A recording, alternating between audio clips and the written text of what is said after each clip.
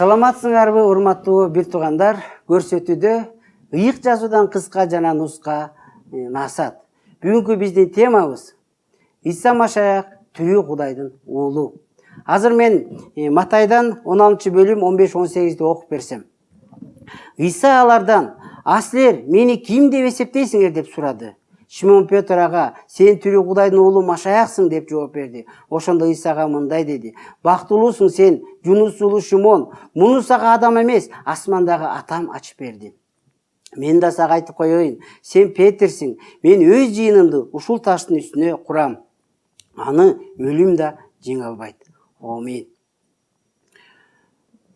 Иса жерде кызмат кылып жүргөндө өзүнүн шакирттеринен сураптыр да: "Элдер мени ким деп эсептешет?" деп. Ошондо шакирттери ага жооп берип атат да: "Сени дейт, кээ бирлери жаккан чөмүлдүрүүчү деп айтышат, кээ бирлери Жеремия пайгамбар деп айтышат" дейт. Ошондо Иса Машаяк шакирттерине айтып атат: "А силер мени ким деп эсептейсиңер?" деп сурап атат да. Ошондо Петр айтат: "Сен тирүү Кудайдын уулу Машаяксың" дейт.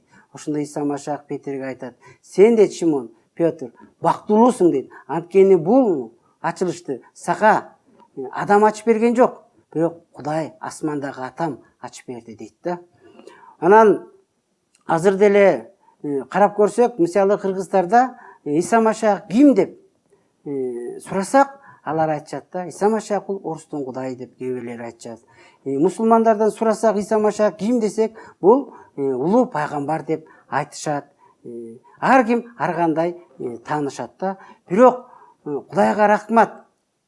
Эгерде ким Иса Машаяктын тирүү Кудай уулу экенине ачылыш алса, бул адам чын эле бактылуу да. Анткени Кудайым ушу ачылыш аркылуу улуу өзгөчө ачылышты ачып берип атат да.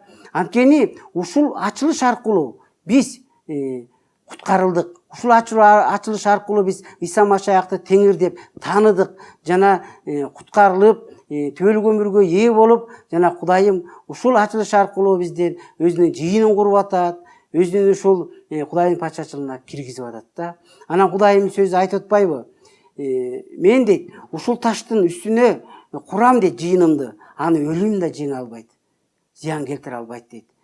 Иса Машаякка ишенгендерге чын эле өлүм дагы, тозок дагы, шайтандын өзү дагы эч кандай зыян келтире албайт. Биз уже Кудайдын уулубуз, Кудайга тиешелүү адамбыз. Кандай бактылуубуз. Ошондуктан бир туугандар, бул ачылыш үчүн чын эле Кудай Атабызды даңктап, ыраазычылык келтиришибиз керек да. Жана ошондой эле Иса Машаяктын чын эле тирүү Кудайдын уулу Машаяк экенин билбегендери үчүн сыйынып, алар дагы ушул улуу ачылышты, чыныгы Кудайды тааныта турган ачылышты алсын деп сыйыналы. Кыргыз элиме дагы Кудайым ушу ачылышты берсин. Кыргыз элиме Кудайым батасын берсин. Саламатта калыңыздар.